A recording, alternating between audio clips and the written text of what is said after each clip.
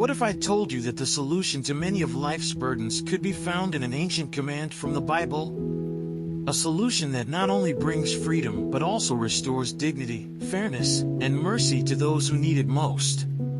Sounds like a fairy tale, right? Well, that's exactly what the year of Jubilee offers, a chance to reset, to start over, and to live in abundance once again. Imagine having your debts wiped clean, your relationships healed, and your future restored. Sounds too good to be true? Stick with me, and I'll show you how this principle from Deuteronomy can change your life today. Let's dive into the hidden power of the year of Jubilee and uncover a truth that can radically shift the way you see your own financial and spiritual freedom. Then, let's read the chapter together. At the end of every 7 years you must cancel debts. This is how it is to be done. Every creditor shall cancel any loan they have made to a fellow Israelite. They shall not require payment from anyone among their own people, because the Lord's time for canceling debts has been proclaimed. You may require payment from a foreigner, but you must cancel any debt your fellow Israelite owes you. However, there need be no poor people among you, for in the land the Lord your God is giving you to possess as your inheritance, He will richly bless you, if only you fully obey the Lord your God and are careful to follow all these commands I am giving you today.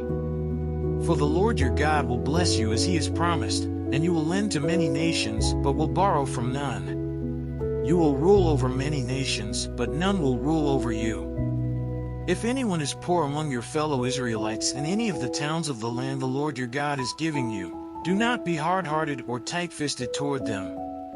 Rather, be open-handed and freely lend them whatever they need.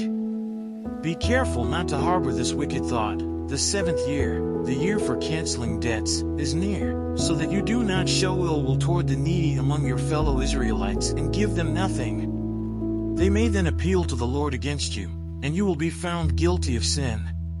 Give generously to them and do so without a grudging heart. Then because of this the Lord your God will bless you in all your work and in everything you put your hand to.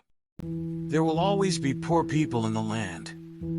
Therefore I command you to be open-handed toward your fellow Israelites who are poor and needy in your land. If any of your people, Hebrew men or women, sell themselves to you and serve you 6 years, in the 7th year you must let them go free. And when you release them, do not send them away empty-handed. Supply them liberally from your flock, your threshing floor and your winepress. Give to them as the Lord your God has blessed you. Remember that you were slaves in Egypt, and the Lord your God redeemed you. That is why I give you this command today. But if your servant says to you, I do not want to leave you, because he loves you and your family and is well off with you, then take an awl and push it through his earlobe into the door, and he will become your servant for life. Do the same for your female servant. Do not consider it a hardship to set your servant free, because their service to you these 6 years has been worth twice as much as that of a hired hand.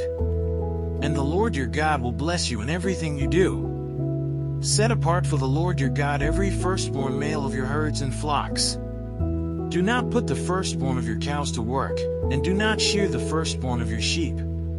Each year you and your family are to eat them in the presence of the Lord your God at the place He will choose.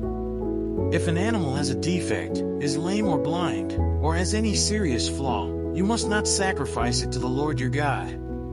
You are to eat it in your own towns. Both the ceremonially unclean and the clean may eat it, as if it were gazelle or deer. But you must not eat the blood, pour it out on the ground like water.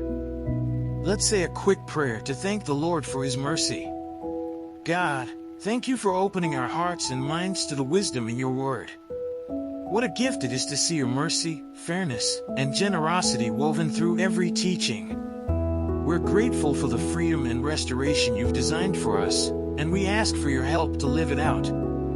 Teach us to forgive, to give freely, and to trust you fully in every season of our lives.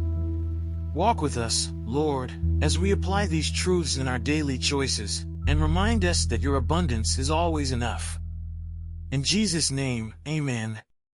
Are you ready to break free from the weight of your past mistakes and live a life of abundance?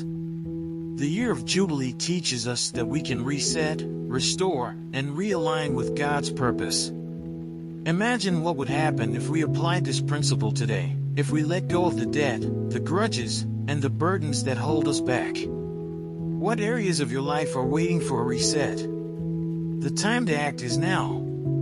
Don't wait for some distant future. Start living in the freedom of God's promises today. And if you found this message inspiring, hit that subscribe button and turn on notifications.